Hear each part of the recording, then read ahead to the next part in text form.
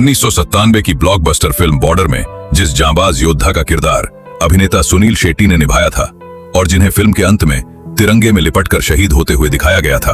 वे असल जिंदगी के महानायक भैरोन सिंह राठौड़ थे,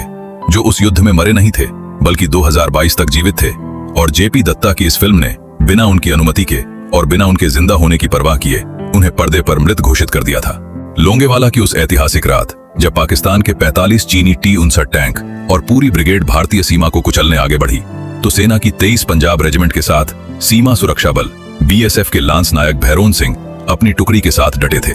जब पाकिस्तानी टैंकों के गोलों से लोंगेवाला की धरती कांप उठी और सेना की एक मुख्य लाइट मशीन गन LMG का जवान घायल हो गया, तब भैरोन सिंह ने बिना डरे दौड़कर उस मशीन गन को संभाला और अकेले ही रेंगते हुए दुश्मन के टैंकों के सामने आकर ऐसी अंधाधुंध और सटीक गोलियां बरसाईं कि पाकिस्तानी इन्फेंट्री के परखच्चे उड़ गए। उन्होंने अकेले ही दुश्मन के दर्जनों सैनिकों को वहीं ढेर कर दिया और अपनी जांबाजी से टैंकों को तब तक रोके रखा जब तक सुबह वायुसेना ने आकर उन्हें नेस्तनाबूद नहीं कर दिया,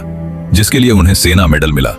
शर्मनाक और आक्रोश पैदा करने वाला मोड़ तब आया जब जेपी दत्ता ने फिल्म बॉर्डर बनाई और केवल नाटकीय ड्रामा और दर्शकों के आंसू बटोरने के लिए इस जीवित शेर को पर्दे पर गोलियों से छलनी करके शहीद दिखा दिया।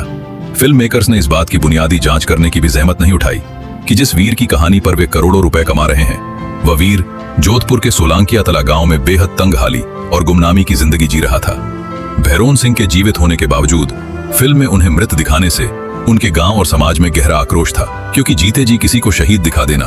उस योद्धा के अस्तित्व का अपमान था। सालों बाद जब मीडिया ने उन्हें ढूंढा तो भैरोन सिंह जी ने खुद कैमरे के सामने आकर बेहद भारी मन और गुस्से से कहा था, फिल्म वालों ने मुझे पर्दे पर मार दिया। मेरी शादी को युद्ध के तुरंत बाद का दिखाकर गलत तथ्य पेश किए, जबकि मेरी शादी युद्ध से सालों पहले हो चुकी थी। उन्होंने कभी मुझसे संपर्क नहीं किया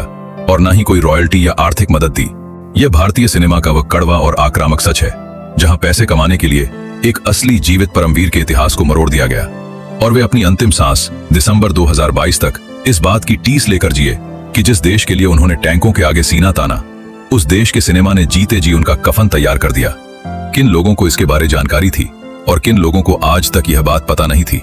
कमेंट करके जरूर बताएं। इस तरह के और भी हमारे देश के असली हीरो की सच्ची कहानियां जानने के लिए हमारे पेज को फॉलो करें।